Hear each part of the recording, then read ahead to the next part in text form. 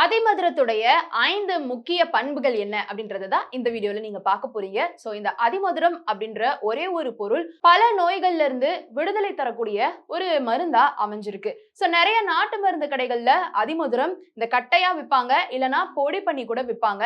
நீங்க கட்டையா வாங்கி வீடுகள்ல பொடி பண்ணிக்கலாம், இல்ல பொடி பண்ண பவுடர் கூட வாங்கிக்கலாம். அந்த அதிமதுரத்தை நீங்க தினமுமேவும் சூரணம் பண்ணியோ, இல்ல பால்ல கலந்தோ, இல்ல தண்ணியில கலந்தோ குடிச்சிட்டு வர வர உடலுக்கு நிறைய நிறைய நன்மைகள் கிடைக்குது. அதுல என்னென்ன நன்மைகள் அப்படின்றது தான் இந்த வீடியோல பார்க்க போறீங்க. நம்பர் 1, அதிமதுரத்துல பசை பொருள், பிசின் பொருள் இருக்கு. இது என்ன பண்ணும்னா உணவு மண்டலத்துல நீங்க சாப்பிடக்கூடிய உணவுகள் எல்லாமே சரியா செரிக்கிறதுக்கும் மலச்சிக்கல் இல்லாம இருக்கிறதுக்குமே உதவி பண்ணுது. நம்பர் 2, சிறுநீர் பையில இருக்கக்கூடிய புண்களை நீக்கிறது, கல் வராம பாதுகாக்கிறது அண்ட் ஊட்டச்சத்தாவும் அமைஞ்சிருக்கு. முக்கியமா சிறுநீர் சம்பந்தப்பட்ட நோய்கள், அதாவது சொட்டு சிறுநீர் வரது, இந்த மாதிரியான நிறைய நோய்களுக்கு இந்த அதிமதுரம் ஒரு மருந்தா அமைஞ்சிருக்கு. நம்பர் 3, அதிமதுர பொடி, கடுக்காய் பொடி, மிளகு பொடி, இது மூணுத்தையுமே சம அளவு எடுத்து நீங்க ஒரு சூரணம் மாதிரி செஞ்சு வச்சுக்கலாம்.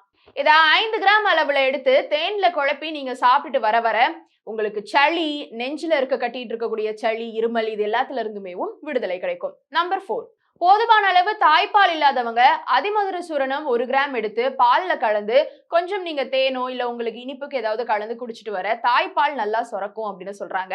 நம்பர் 5, அதிமதுர பொடியை எடுத்து நல்லா பால்ல கலந்து நீங்க ஹேர் பேக் மாதிரி போட்டு வர இலை நரையில இருந்து நீங்க உங்க முடிய பாதுகாக்கலாம் அப்படின்னு சொல்றாங்க.